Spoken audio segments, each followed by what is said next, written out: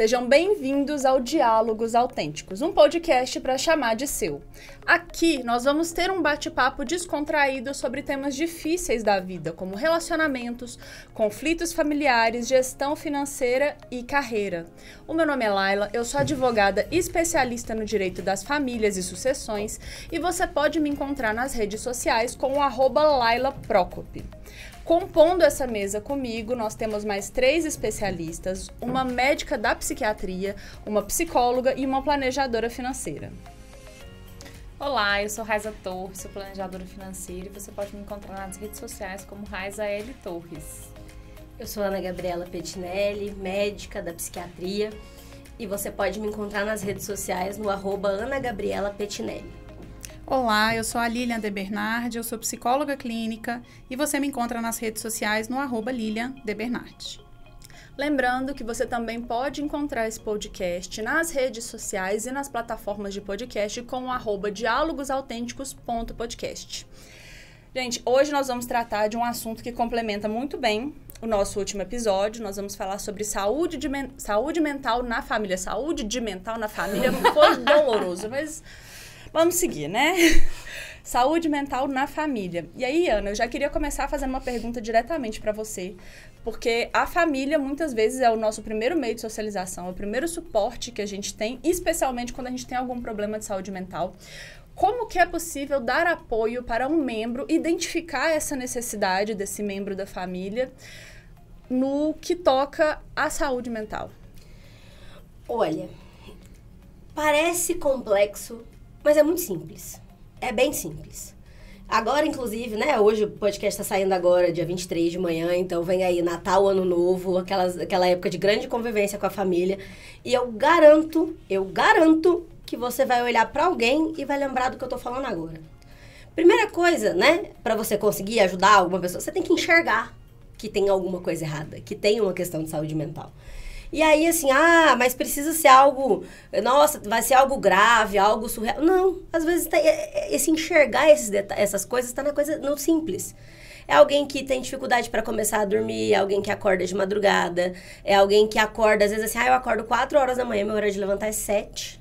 Eu acordo 4 horas da manhã, perco o sono, não consigo dormir de novo. É alguém que tá, às vezes, ali, passa uma semana, 2, muito agitado e feliz, e às vezes passa ali do nada fica muito bravo, muito triste. E às vezes essa oscilação nem precisa ser em semanas. Às vezes essa oscilação acontece dentro do próprio dia, essa alteração do humor, sabe? Gente com dificuldade de concentração, agitação, impulsividade, choro fácil. Às vezes as pessoas têm aquela coisa de ter palpitação, né? Que é sentir o coração batendo forte e aquela sensação de que vai morrer ou de que vai enlouquecer. Às vezes, né? E essas são mais visíveis, mas tem coisas menores, assim. Não, agora nós estamos, né, nessa época de final de ano, tenho certeza que na família teve alguém que ficou de recuperação na escola, que não passou, que teve essa dificuldade tem dificuldade para aprender. Ou alguém que assim, não, fulano era super inteirado e tudo, mas está isolado, não quer mais conviver com as pessoas. Ou que tem tido assim, né, aquela coisa de, não, sei lá, minha avó amava Natal, amava reunir todo mundo. Não, agora ela não tem mais vontade, perdeu interesse. É um negócio assim, se fizer, fez, se não fizer também, tanto faz, sabe? Ou assim, não, minha tia gostava muito, sei lá, de bordar ou de sair. E agora parece que isso, sabe, não tem muito valor, perdeu. Se você chamar, ela fala, não, depois. Perdeu o interesse numa coisa que ela gostava muito. E aí tem as coisas, né? Irritabilidade, a pessoa que às vezes atropela todo mundo falando, ou que agora nas festas de final de ano é muito visível, alguém que bebe demais, passa do ponto. E aí você fala assim, nossa, todo ano fulano passa do ponto. Bebe pra passar mal, pra ficar agitado, Ou às vezes é aquela pessoa que assim, até não bebe pra passar mal, pra sair do ponto ali, mas é alguém que bebe todos os dias, nem que seja um pouquinho, entendeu? Então, todas essas coisas que estão ali, em que eu tenho certeza que na cabeça de vocês passaram passou uma lista de identificar fulano, beltrano, nossa, tem isso, tem aquilo. Essas coisas são coisas que falam de uma questão de saúde mental, de que alguma coisa não tá certa, sabe? E a partir do momento em que a gente passa a reconhecer isso, fica muito mais fácil a coisa funcionar se a gente conseguir promover apoio e cuidado. E geralmente a família tem dificuldade de fazer isso. Primeiro porque, mas na rua fulano é mais tranquilo. E em casa fica desse jeito, em casa dá problema. Gente, em casa, as pessoas costumam mostrar muito mais o que elas estão sentindo. Tem, na teoria, essa liberdade de que elas estão sentindo, o que elas estão pensando. E aí fica aquela coisa, na rua é aqui, em casa dá trabalho. Esse processo vai acontecer. Só que a hora que você fala assim, dá trabalho, tá difícil, você precisa fazer, precisa melhorar, isso não vai ajudar. Então... Eu falo muito isso de filhos, né? Pequenos. Os filhos pequenos perto de mãe e pai, geralmente eles são mais trabalhosos, mais pirracentos do que quando estão longe. Mas é exatamente porque eles têm a segurança ali dentro de casa, tá perto, sabe que vai ter o acolhimento naquela dificuldade, porque a forma das crianças expressarem os sentimentos é através de um choro, de uma manha, né? E acaba que os adultos também têm a mesma coisa, sim, né? Às vezes de outra forma, mas isso aparece também, né? Essas várias coisas que eu citei são formas também disso, de descarregar ali alguma emoção. E o apoio é o mais simples possível. Tá tudo bem. Você precisa de ajuda. Você tá conseguindo lidar com tudo isso sozinho? Você não acha que, né, precisa de um apoio, precisa de ajuda, precisa de acompanhamento ali psicológico, psiquiátrico? Ajudar a pessoa a fazer esse processo, sabe? Oferecer essa ajuda, porque esse apoio do psicólogo, do psiquiatra, é alguém para ouvir, sem julgar, e para ajudar. Então, parece mega complexo, mas é simples. É simples. E você falando disso, Ana, até fugindo da pauta um pouco, porque quando se fala em saúde mental, especialmente festividades aqui do final do ano, eu acho que é impossível não pensar na sobrecarga feminina. Porque muitas vezes, Réveillon, Natal, esses eventos familiares, eles são organizados pelas mulheres da família. E ali a matriarca, a mãe, muitas vezes vai ficar extremamente sobrecarregada, e eu acho que vale essa ideia de se oferecer, de se colocar à disposição para ajudar e não deixar só nas costas de uma pessoa. Porque uma mulher que tem que gerir a parte financeira, tem que gerir como que vai acontecer a ceia, tem que cuidar da criança que está ali correndo. Isso é um degrau ali da saúde mental que ela pode começar a descer. Na verdade, nessa época do ano, as coisas só se evidenciam, né? A gente convive mais e tem mais eventos comemorativos num intervalo menor de tempo, então as coisas se evidenciam. Mas essas coisas, quando elas acontecem dessa forma, é porque elas já estavam acontecendo o ano todo. Geralmente sim. E é muito comum, gente. É aquela que já virou um clássico da internet, né? Se as mulheres da sua família não estivessem organizando as festividades, elas existiriam? Geralmente a resposta é não. Essas festividades provavelmente não aconteceriam. Nada disso seria ali, não só de não aconteceriam, mas no sentido de que isso perde completamente o sentido, né? A gente se apoiou nesse ponto. Mas... E às vezes oferecer ajuda é coisa pequena. É assim, olha, Raiz, eu vou ficar com seus meninos hoje? Você vai organizar? Então beleza. Então eu não consigo te ajudar, porque às vezes eu não tenho habilidade na cozinha. Mas eu fico com os meninos pra você? É ver, na verdade, a necessidade, assim, como advogada de família e sucessão, uma coisa que eu falo, as pessoas chegam assim depois de um falecimento e falam, mas como que eu ajudo? Eu falo, cara, oferece talvez para olhar a parte burocrática, porque a pessoa tá despedaçada ali e fala assim, aqui, você precisa de ajuda para tirar as certidões? Eu tiro para você. Qualquer um pode tirar. E é de grande valia, porque você ter que encarar cartório, fazer esses pedidos, a pessoa, não sei se... Quem já passou por isso sabe que o cérebro derrete, ele para de funcionar.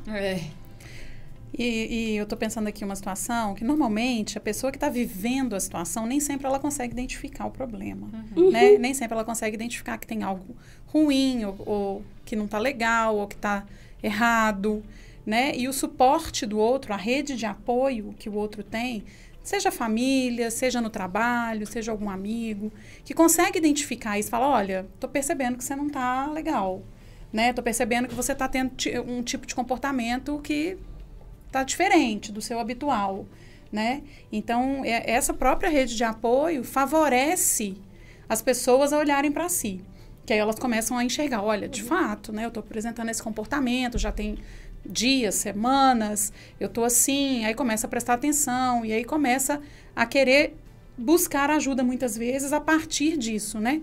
Então, ter uma rede de apoio também favorece e muito a pessoa aí buscar ajuda mesmo, né? No âmbito da saúde mental. Né? Exatamente. E uma coisa que acontece, eu tô até vendo aqui na pauta que a gente ia falar de curatela, mas assim, nem sempre a pessoa, ela tem uma incapacidade total. Ela entende algumas coisas, tem dificuldade com outras. Por exemplo, uma pessoa que é pródiga, que abre mão do próprio patrimônio, ela é capaz. Ela tem uma dificuldade específica no gerir deste patrimônio. E aí, às vezes, a gente chega naquele momento difícil que tem ali ao seu lado uma pessoa que é capaz, mas não para tudo. E aí a gente tem que ter essa conversa do, acho que você precisa de suporte. Como poderíamos introduzir isso para além do direito? Mas no âmbito do relacionamento, porque é difícil. É uma comunicação complexa. Cara, não, assim, é complexo porque é um tabu. E aí a gente coloca isso como complexo. Mas, de verdade, não é tão complexo. Não é. Porque, às vezes, se a gente pautar a coisa no cuidado, no carinho, no cuidado, no suporte, olha, você tá conseguindo lidar? Você não acha que tá complicado? Tá difícil? Eu acho que a gente podia terceirizar essas coisas, ou ter pessoas para ajudar.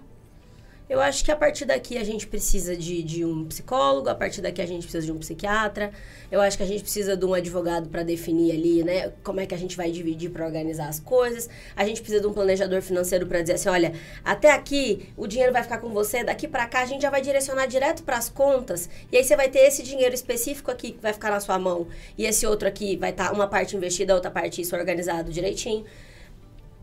É oferecer ajuda, suporte. E não cobrar. Não cobre essa pessoa. Você precisa se organizar financeiramente. Você precisa organizar. Você precisa levantar daí, sair daí, fazer as coisas e se organizar. Vai se tratar. Gente, não cobra. Não cobra, não põe pressão. Cobrar e pôr pressão é a pior ideia possível. Pior ideia possível. A pessoa se sente coagida, né? Gente, vai entrar na defensiva ou se sentir atacada, é Natal. diminuída. Vamos lá, é Natal. É amor, é carinho, é cuidado, é ajuda. Esse é o nosso ponto. Exatamente, tem que ter esse suporte. É suporte. Mas isso tem que ser o ano inteiro, não é só porque é Natal. Exatamente. Mas não assim, é porque vamos é só aproveitar Natal. o Natal pra gente fazer isso. Mas é o que a gente tava falando, inclusive, né? O que acontece agora é aumentado, mas evidencia o que acontece o ano inteiro.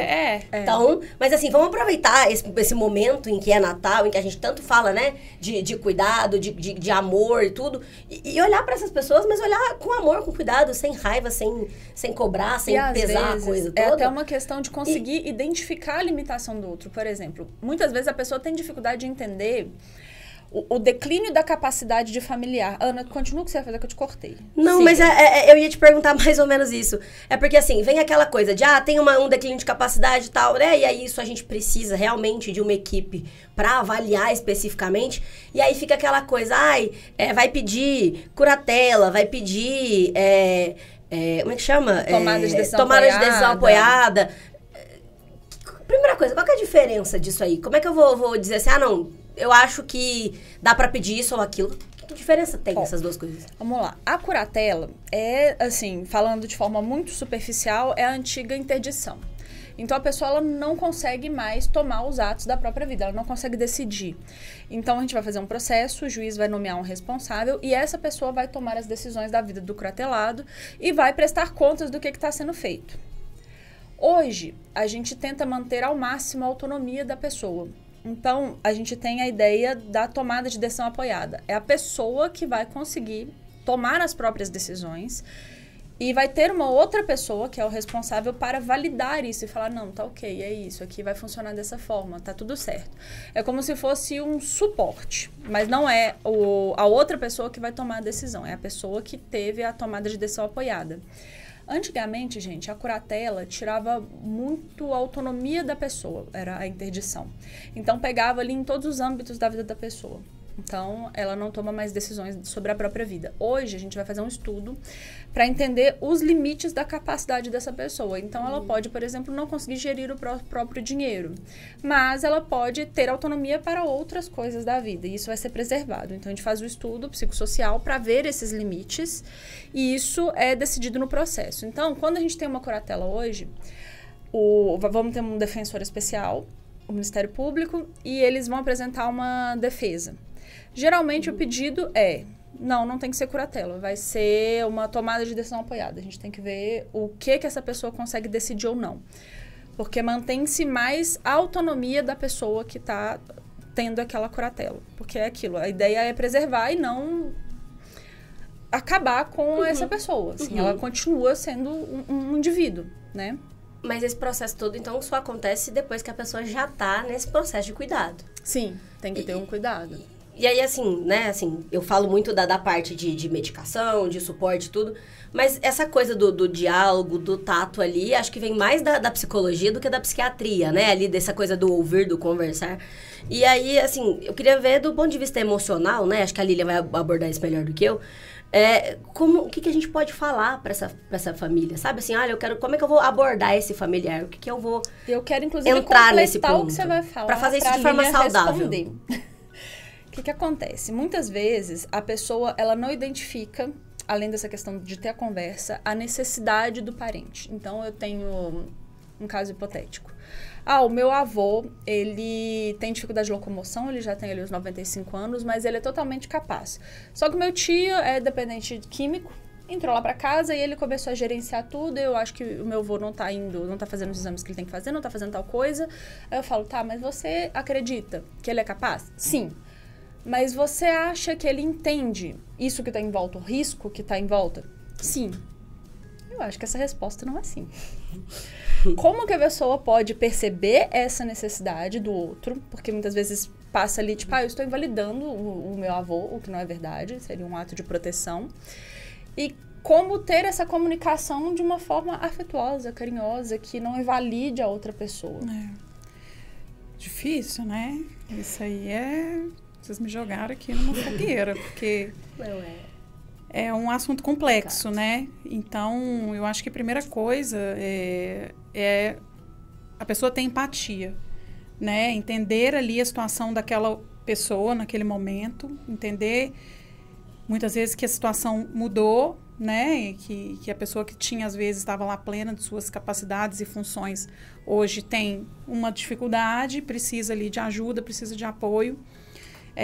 Segundo, eu acho que é o diálogo aberto entre todos, né, familiares, entre colocar em pauta, né, o que nós precisamos discutir aqui, quais são os pontos que a gente precisa avaliar, quem são as pessoas que estão mais equilibradas nesse momento para tomar as decisões, de modo que, assim, tudo fique em pratos limpos para que as pessoas consigam enxergar os seus papéis, né, então eu diria que nesse primeiro momento é uma questão empática mesmo, né? De se colocar ali naquele lugar do outro para entender quais são as melhores decisões que podem ser tomadas naquele momento. Uma coisa que eu acho interessante também é que, focando especialmente na terceira idade, eu estou vendo que esse idoso está numa situação de risco. E eu acho, sim, que ele tem plena capacidade. Vamos a um geriatra, vamos a um psiquiatra, vamos investigar até onde essa capacidade vai? Sim. Porque não é normal, isso independente da idade, que uma pessoa se submeta a uma situação de risco desnecessária. Então, eu não estou conseguindo fazer os exames que eu tenho que fazer, eu não estou conseguindo ir ao médico e eu não sei o que está acontecendo com o meu dinheiro. Isso é uma questão que a família olha e ali assim, talvez a gente precise olhar isso mais a fundo. Sim, e do ponto de vista, ali, né, você falou do psiquiatra, do geriatra, do ponto de vista da saúde médica, né, a gente acaba vendo, assim, existem escalas, existem avaliações, esse processo de o que essa pessoa é capaz de fazer sozinha, o que ela não é capaz de fazer sozinha mais, o que mudou nesse processo, até que ponto ela consegue organizar ali a própria vida. E aí, assim, a gente avalia, inclusive, atividades básicas, então, ela toma banho sozinha, ela come sozinha, mas atividades instrumentais, ela consegue receber o dinheiro dela e pagar as contas, ela consegue receber um troco no mercado. Perceber risco. Sabe? Consegue avaliar. Essas coisas são avaliadas. E aí, isso é muito claro pra gente, de que a gente precisa avaliar desde as coisas básicas até as instrumentais, pra gente dizer onde essa coisa, até que ponto essas coisas estão interferindo na vida dessa pessoa, né? E aí, às vezes, a gente fala de alterações assim, nossa, a gente pensa às vezes no idoso e muito vem a ideia de, é uma síndrome demencial, né? Então, o idoso já com alterações já mais graves. Gente, depressão, uma das doenças mais comuns que a gente tem. Depressão faz atrofia de algumas partes do cérebro e gera dificuldade de memória e de execução de pequenas tarefas. Então, a gente precisa olhar para essas coisas. Isso precisa ser cuidado. E isso são coisas que a gente leva em conta do ponto de vista médico. E aí, você começou falando do ponto de vista jurídico, né? Algumas coisas precisam ser levadas em conta nesse processo. E até quando as pessoas querem intervir mais diretamente. E eu queria saber, assim, o que você vê ali da parte jurídica que precisa ser levado em conta, exatamente. Na parte jurídica, a gente vai caminhar sempre junto com o psiquiatra e o psicólogo. Então, é justamente isso de entender as capacidades dessa pessoa. E não precisa ser idoso, gente. Eu tenho, por exemplo, o caso de uma pessoa que é autista. E a gente vai fazer essa curatela. E aí a gente tem que entender, ele consegue dizer o próprio endereço? Ele sabe as medicações que ele toma? Ele sabe por que ele toma? Ele sabe quais os médicos que ele vai? Reconhece pai, mãe? Consegue identificar situações de perigo? E é com base nesse cenário que a gente vai traçar, junto com uma equipe de saúde mental, que a gente vai delimitar o processo e até onde isso vai. E com base nisso também que a gente vai determinar quem vai ser o responsável por cuidar dessa pessoa que está sendo curatelada ou que tem a tomada de decisão apoiada. Por quê? Tem que haver um bom relacionamento. A pessoa também tem que ter a saúde mental ok para conseguir cuidar de outra pessoa, porque não adianta colocar uma pessoa com uma incapacidade para cuidar de uma pessoa que está incapaz, não faz sentido. Tem que se ver esse relacionamento e a estrutura que essa pessoa vai ter. E dentro disso, a gente vai delimitar o processo. Então, por exemplo, vão ser 2 curadores. Um vai cuidar da parte médica, o outro vai fazer a gestão do dinheiro. Como que vai ser? E aí, às vezes, a gente remonta até algo parecido com guarda, domicílio ali da criança, que é incapaz também. E é por isso que tem que ter. E, basicamente, é isso. A gente vai andar sempre junto com a equipe de saúde. Esse processo, ele pode ser consensual ou ele pode ter alguma disputa. Então, por exemplo, acho que eu até comentei isso com você uma vez. Era uma mulher que tinha bipolaridade, mas era bem problemático, porque ela tinha ali um descolamento da realidade e se colocava em situações de perigo muito sérias. Por exemplo, tirar a roupa e entrar embaixo de um viaduto, sabe? Pegarem ela assim. E ela não concordava, e ela tinha os momentos de lucidez. Então, havia um debate ali no processo. No final, foi resolvido justamente em um momento que ela teve esse retorno de lucidez e ela concordou com a curatela. Mas foi um litígio do filho com ela, era a mãe.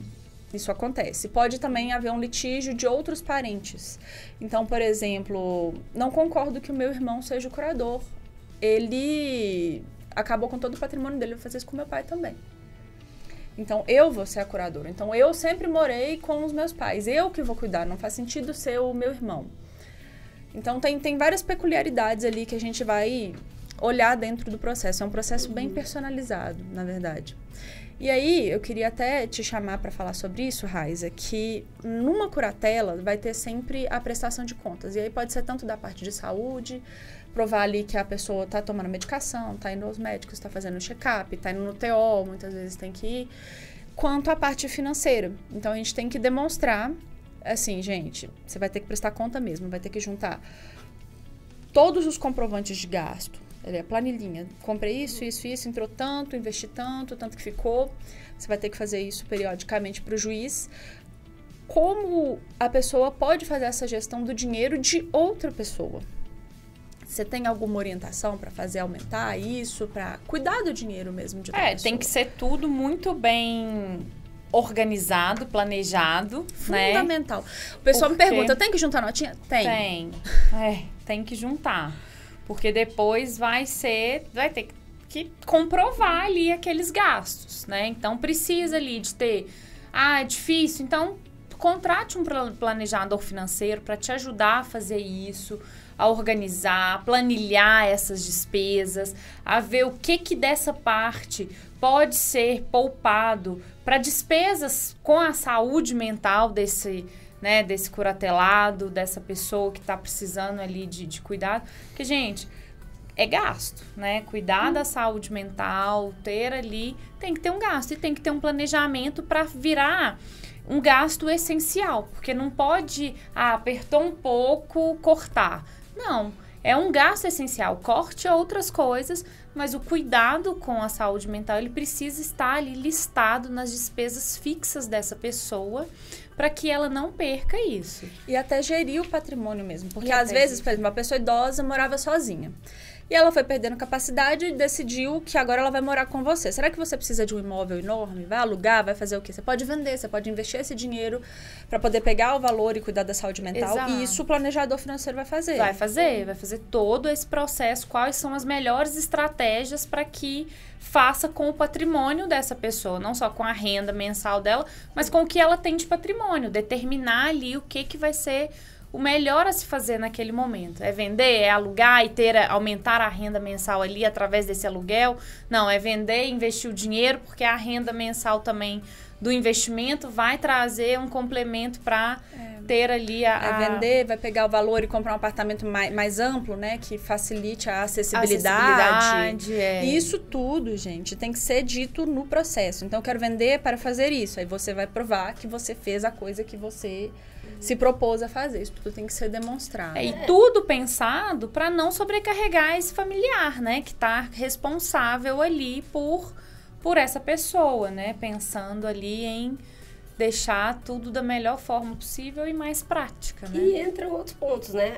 Vou trazer algo polêmico, mas é real, gente, a gente vê. Porque é aquilo, né, as pessoas esperam que elas, geralmente, né? Não, eu pago o plano de saúde. E aí eu vou ter tudo. Não tem. Isso tá incluso, né? Eu vou conseguir fazer todos os acompanhamentos e aí psiquiatra, psicólogo, físio, TO, a coisa toda. Tem, né? Todo mundo que precisar estar envolvido ali vai estar envolvido através do plano de saúde. A gente sabe que não funciona exatamente assim, né? Hoje está difícil a gente conseguir uma consulta, uma simples consulta pelo plano de saúde, né? Que sai um tratamento contínuo, assim, um acompanhamento contínuo, né? Então, a gente precisa se planejar financeiramente para que não dependa só do plano de saúde. Porque muitas vezes o plano de saúde não vai proporcionar as necessidades que essa pessoa vai ter ali naquele momento. E muitas vezes o plano de saúde não vai ter a rede de profissionais que você quer ter. Exato. Ele não vai te dar esse suporte. Ele não vai te disponibilizar para você o psicólogo.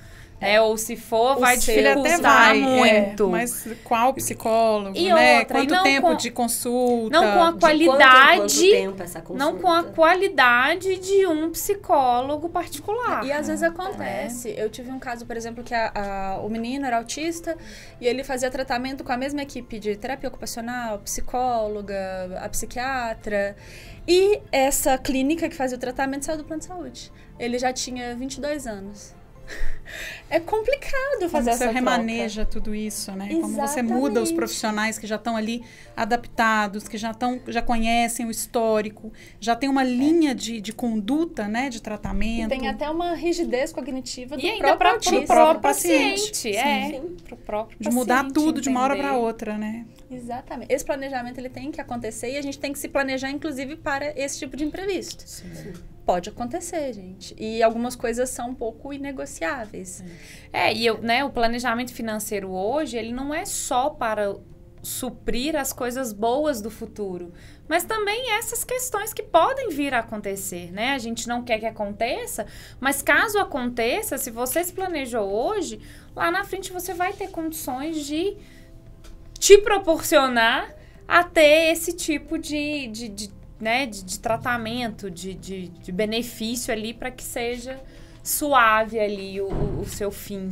Sim. E a gente pensa muito assim nessas coisas, em quadros mais graves, né?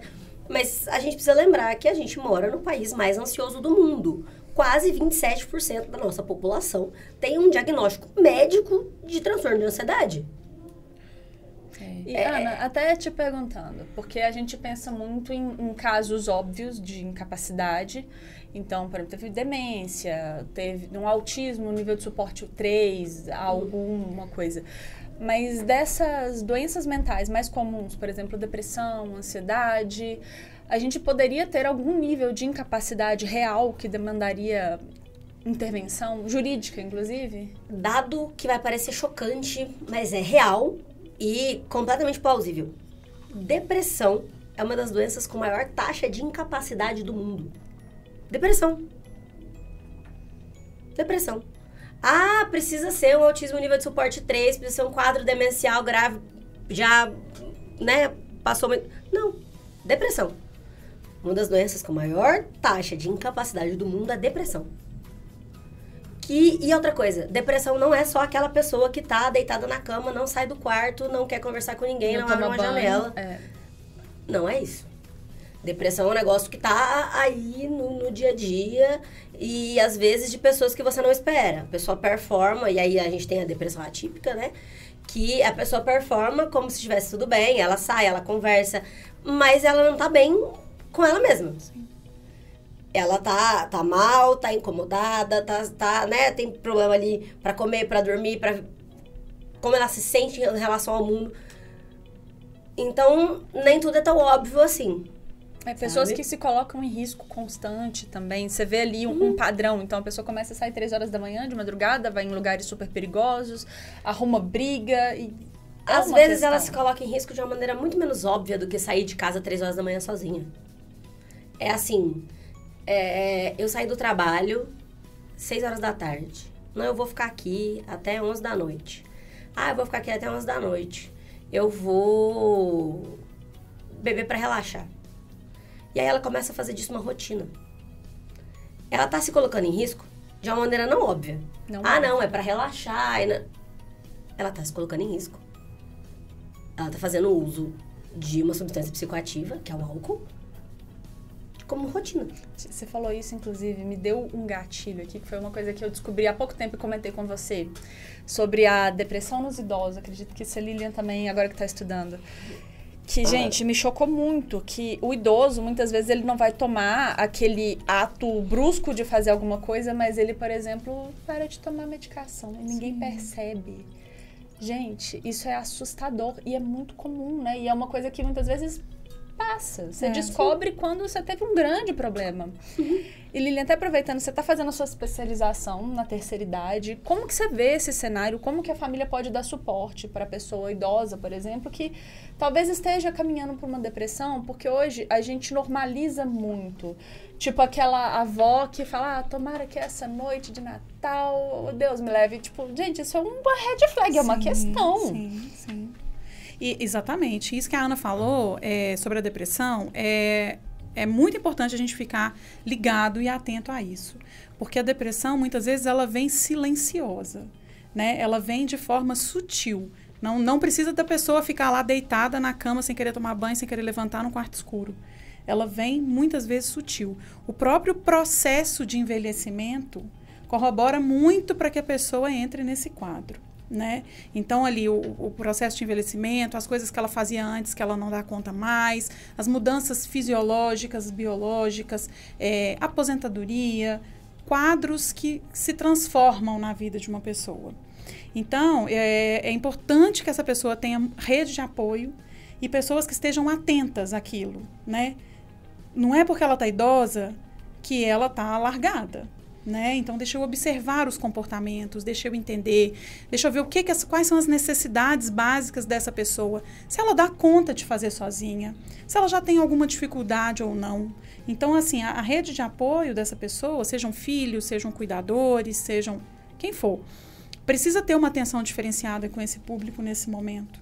Né? Claro, é importante que a gente deixe os nossos idosos autônomos, independentes, à medida que eles podem e conseguem viver dessa forma, mas não largados, né? Não é porque, meu pai é lúcido, então ele toma conta da própria vida, ele pode fazer o que ele quiser. Um idoso, assim, né? Que não entende muito bem e pega o carro.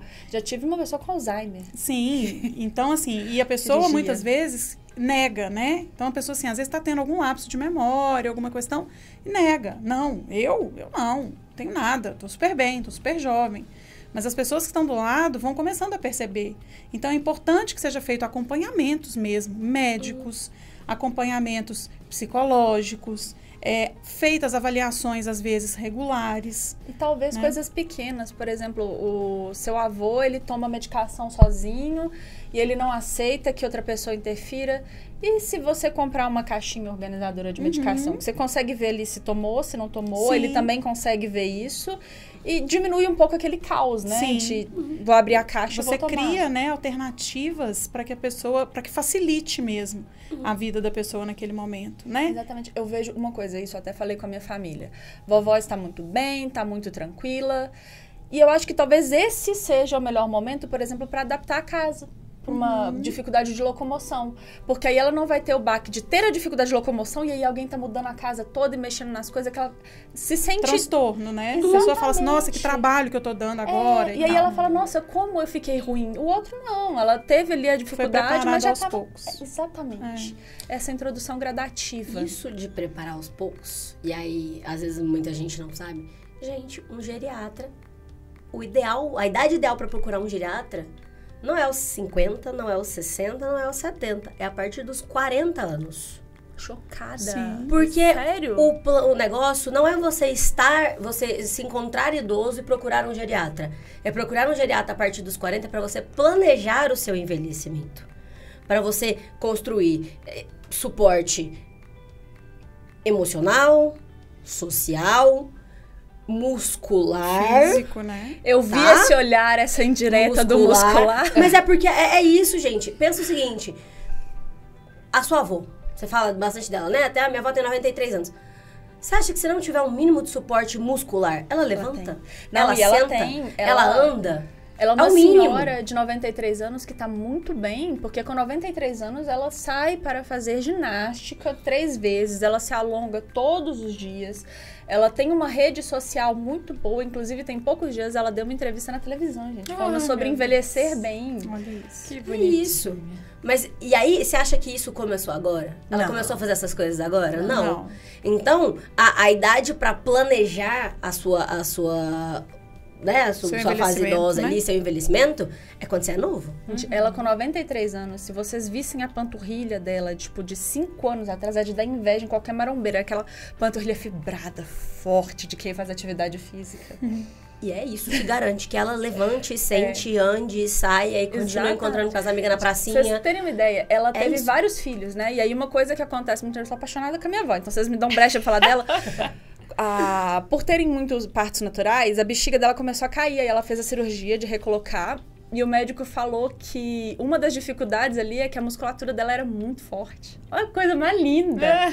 Era uma senhora super forte. E é mesmo, fez pilates, fez natação, hoje ela faz tai chi, caminha, ela anda 20 minutos, dá as voltas na pracinha, tem até um morrinho, faz 93 anos, gente. Mas isso não começou a ser feito Não hoje, começou não começou a ser feito ontem, não foi 5 anos atrás. É um É planejamento. uma vida. E aí fica aquela coisa assim, não, então E eu uma vou começar em constância. janeiro, então eu vou começar É, segunda-feira. não. Isso não existe, tá? Vou chocar a galera de novo. Tudo que você deixa pra amanhã, seu cérebro entende que é adiável. Então ele entende que não é importante, que não é necessário, então não vai ser feito. Uma vez eu Começa hoje. Mas Agora. hoje eu vou sair do trabalho 6, 7 horas e aí eu vou... Vai, você começa. Você não vai conseguir correr uma meia maratona? falei... Não vai. Faz um alongamento. Não sei se você sabe, mas eu já Sabe? fui Começa. fumante, muitos anos atrás. E quando eu decidi parar de fumar, eu li uma coisa que eu levo pra vida. Quando eu tô planejando dieta, não que eu seja um primor, gente, eu tô longe de ser. Mas uma coisa que me ajudou foi a frase, o último cigarro você já fumou. É isso, você já fumou, não tem que... eu vou A fumar partir mais de esse amanhã. ano. Não é a partir de amanhã, é hoje, O pronto. último igual é o que eu já sempre- foi. Né, eu sempre falo, estamos nos aproximando do final do ano, né, de novo, assim. Estamos há uma semana, praticamente, para virar o ano. E fica todo mundo, ano novo, eu vou mudar isso, eu vou mudar aquilo. Gente, um ano novo não muda nada na sua vida se você não mudar. É só mais um dia, como É outro isso. qualquer.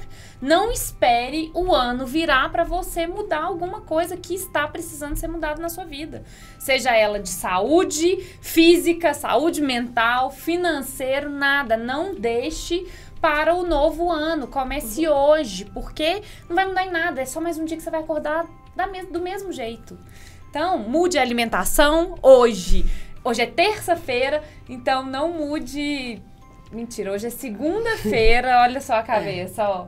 Hoje é segunda-feira, não deixe para poder mudar a sua alimentação amanhã, ou não, vou ficar essa semana, quando na próxima segunda, comece numa sexta-feira. E se você estiver vendo e ouvindo a gente em outro dia, é sábado, começa sábado. Comece hoje. Tudo que você deixar pra depois, você não vai fazer. Não vai fazer. Ah, mas hoje é dia 20, eu tô ouvindo isso dia 29 de dezembro, dia 31 de dezembro. Começa hoje. Isso vai garantir que o seu próximo ano seja um ano em que dá pra fazer as coisas, em que as coisas funcionam, em que as coisas andam. Gente, até aproveitando aqui, voltando um pouquinho pra pauta, que a gente tava falando da curatela. Muitas vezes, a Raiza até falou pro curador não ficar sobrecarregado, mas muitas vezes é difícil. Porque é uma sobrecarga, igual quem fica com os filhos no domicílio, num divórcio. Lilian, o que você acha que a pessoa pode fazer para diminuir essa sobrecarga quando muitas vezes ela não pode contar tanto com o suporte dos outros familiares? E a outra saia justa. Né? Porque é que eu tô pensando, como que ela vai fazer se ela não tem suporte, né? Ela tem que se virar. Né? Aí, mais do que nunca, ela tem que estar com a saúde equilibrada. Tanto a física quanto a emocional. Né? Ela tem que estar preparada pro que ela vai enfrentar. Né? Seja de perrengue, seja de sobrecarga, seja de dificuldades.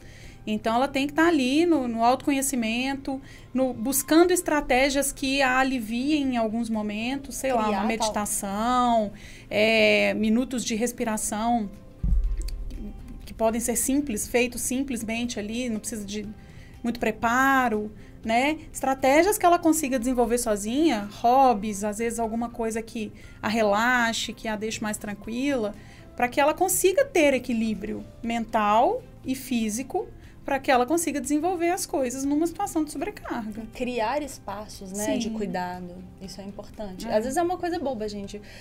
Para ali 5 minutos do seu dia e você vai só respirar. Ou então você vai comer uma coisa que você gosta. Não, comer uma coisa que você gosta é perigoso. Não pode ser todo dia. Porque você pode desenvolver um transtorno alimentar, porque você vai estar descontando na comida. Isso é um ponto. Então, isso aí tem que tomar cuidado.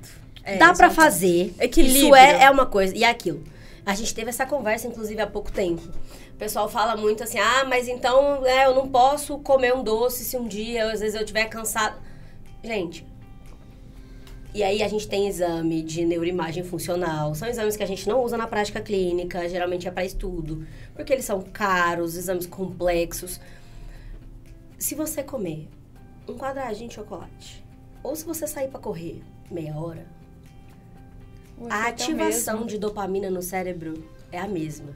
E aí, dessas imagens que vem aquela falácia de que açúcar vicia e blá, blá, blá, blá, isso me mata de raiva, porque tem o mesmo efeito no cérebro que drogas. É daí que vem essa porcaria. Mas nunca vi ninguém matar outra pessoa por causa de um tablete de açúcar. Não existe. Não vai acontecer. Porque o negócio é, tudo que você faz que te gera uma sensação de bem-estar, vai entrar nesse ponto de liberar alguns neurotransmissores, e aí, em especial, né, a serotonina e tal, mas em alguns casos, nesse caso do doce, principalmente a dopamina, que é o que traz essa sensação de relaxamento e de empenho no que você está fazendo.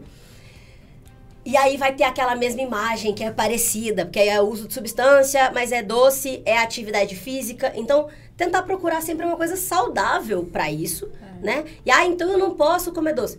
Pode, com controle. E aí você não vai comer 2 barras de chocolate de uma vez. Eu tô aqui. E se acontecer uma vez no ano também, você vai sobreviver. Já aconteceu, você vai sobreviver. Você comeu 2 barras de chocolate? Organize. E aí não dá pra também, assim, eu comi 2 barras de chocolate, aconteceu, né? Descontrolei ali. Então agora eu tenho que fazer o dobro de atividade física, eu tenho que compensar, tomar lá.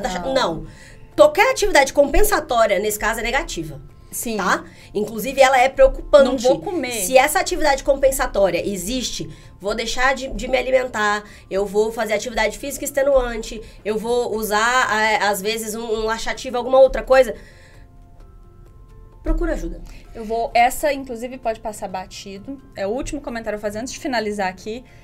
Eu vou tirar a roupa na frente do espelho e olhar. Isso é uma forma de autopunição. Sim. E eu vejo gente falando, gente, eu fico tipo, meu Deus, não faça isso. Você tá desenvolvendo um ódio pelo seu corpo, você tá Mas aí você falou esse negócio da relação, né? Da corrida com o açúcar. Ninguém fala assim com você, toma aqui, olha esse açuquinha, como que é bom, assim. Mas eu falo com propriedade, que assim, a gente fica brincando. Eu corro, eu adoro correr. Corredor E eu e as minhas amigas, a gente fica assim... Vamos lá, pra seita da corrida. Porque a gente tenta trazer todo mundo pra corrida, gente. Você sabe que você agora... tá correndo na rua, vamos correr na rua. A corrida também é o novo Tinder, você sabe, né? É. Fala assim, não vou no Tinder. Agora, onde você encontra 30 mais saudável da cabeça? Corrida. Mas porque a atividade física é um processo de autocuidado. E aí, voltando um pouco pro que a Lilian tava falando, né? Como é que você vai fazer isso numa situação de estresse? Gente, e aí, uma situação muito clara de estresse, extrema, é quando um avião tá caindo, certo? E o que você faz? Qual que é a orientação quando o avião tá caindo? Coloca a máscara em você primeiro. Esse é meu ponto.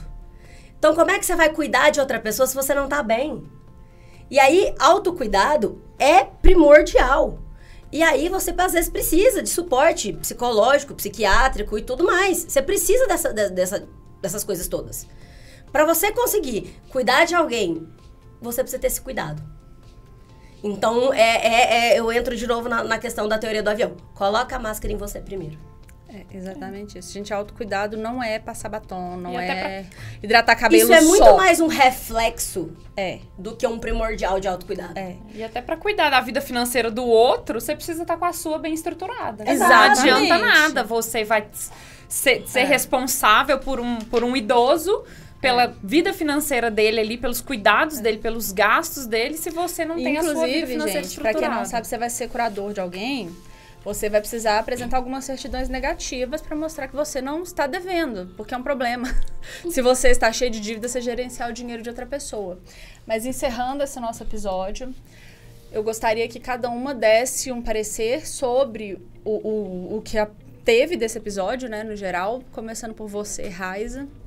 É isso, assim, garanta que o seu planejamento financeiro tá em dia para que ele ajude na sua saúde emocional, na sua saúde mental, porque se você começar a bagunçar tudo, vai só piorando, porque se o seu emocional tá ruim, seu financeiro vai ficar ruim, mas o inverso também é verdadeiro.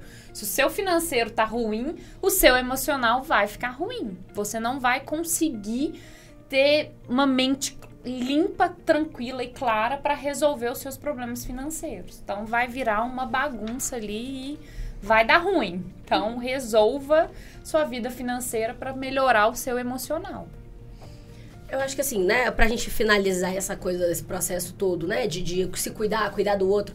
Gente, eu acho que se a gente estiver sempre atento aos sinais e entender que buscar ajuda, e aí a gente, principalmente, né, o brasileiro tem muita dificuldade em pedir ajuda.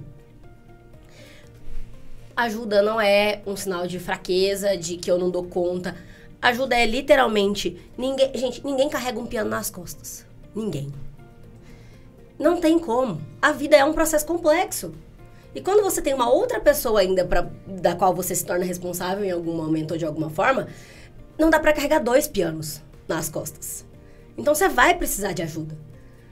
Dá pra dividir. Se uma pessoa carregar, é difícil. Se 10 pessoas carregarem, é bem mais fácil. Então, tá acontecendo alguma coisa, presta atenção nesses sinais, pede ajuda. As coisas vão ficar muito mais fáceis, vão ser muito mais tranquilas. A sua vida vai ser melhor e mais fácil. É isso. Também faço as minhas palavras, as da Ana, né? Cuide da sua saúde mental, observe as pessoas que estão ao seu redor. A gente tem muito a contribuir quando a gente ajuda o outro a enxergar as suas dificuldades, por momentos que eles estão passando, às vezes, que precisa de uma ajuda de um profissional. Então, esteja atento a essas questões, para que você consiga ajudar a si próprio e ao outro. O que eu acho que a gente pode concluir aqui, voltado muito para a parte da curatela, da tomada de decisão apoiada, é que nem sempre a limitação da pessoa vai ser muito óbvia, como é o caso de uma pessoa idosa que você acha que é totalmente capaz e, na verdade, ela está se expondo a várias situações de risco. Então, esteja atenta a isso. E vendo que ela está se expondo a essas situações, seja conviver com pessoas que fazem mal para ela, não tomar medicação, não conseguir gerir o próprio dinheiro, estar se endividando, busque profissionais que possam te ajudar com isso, para identificar se ela realmente é capaz e até que ponto você precisa intervir. Isso é muito importante e é uma demonstração de amor e de cuidado com essa pessoa. Então, a gente fica por aqui com mais um episódio do Diálogos Autênticos. Lembra de clicar no joinha, de nos seguir para você receber as próximas publicações. Nós estamos nas redes sociais e nas plataformas de podcast com o @dialogosautênticos.podcast. E nós te vemos no próximo episódio.